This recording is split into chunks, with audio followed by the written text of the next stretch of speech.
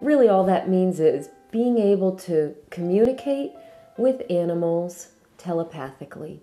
Animal communication is simply interspecies telepathic communication. Telepathy is something that we're doing all the time. One of the examples I like to use, because most of us have had this experience, is, you're thinking about a friend and all of a sudden they call you. You're on the same wavelength. This has happened to most of us. That's communicating telepathically. It's really that simple. Communicating in this way with animals is just being present, quiet, open and receptive to receiving, and open to transmitting messages. It's really very simple, and anyone can do this. Anyone can do this. Chances are you already are with your own animal anyway. Most of us are.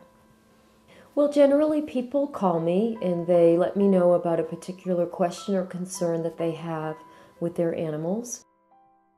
It can be a variety of reasons. Some examples, an animal is eliminating in the home. That's often a common call. They want to understand what that's about and exploring ways of resolving that behavior. All of that can be done in a consultation. Sometimes an animal has been diagnosed with an illness. The person would like to know what their animal is open to considering for treatments or how to move forward with that. Animals aren't getting along in a household. They have been. Now all of a sudden they're not. What's that about? How can that be worked through? It's really incredible. Once an animal has had the opportunity to express themselves, they're often very open to changing the behavior. Sometimes it's as simple as really just understanding an animal's behavior. There's no real issue or concern, but they want to understand their animal more fully. Of course, that can come through during a consultation at any time, regardless of the reason, but it really can be that simple. People just really wanting to know more about their animals. And I work with all animals, predominantly dogs, cats, horses. I've certainly also had people come to me with all different kinds of birds, fish, llamas, chickens, you name it, any animal. You can communicate with any animal, and I can do a consultation with any animal at all. One of the more unusual ones that I had was with a client who had a rattlesnake visitor under her porch and, appreciated the rattlesnake but didn't want them living there.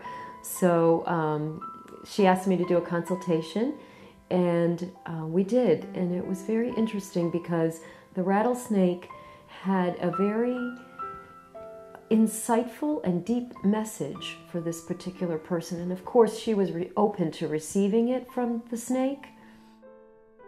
And once the message was delivered, within an hour, the rattlesnake just moved away and never came back.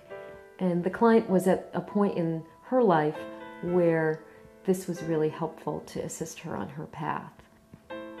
You can ask about anything at all in a consultation with your animals, anything at all. The way a consultation begins is I will ask for the animal's name, I'll get a little bit of information about them, a physical description, and then I'll make the connection. Animals are so excited that their person is wanting to connect with them and communicate with them. They usually give me some kind of information that's meaningful for the person, and so I'll relay that, and then at that point the floor is open. So you can begin to ask your animal about anything at all. It's not necessary to be with your animal. Most people prefer to be. I live in Asheville, North Carolina, but whether the person is in Asheville or Australia, it doesn't really make any difference. All consultations are done over the phone, and generally that's a lot easier for folks anyways, not to have to travel with their animal to come to me. Again, it's an opportunity to really deepen your relationship with your animal. If you really want to know the deeper meaning of why that particular animal has come into your life, they're wanting to tell you.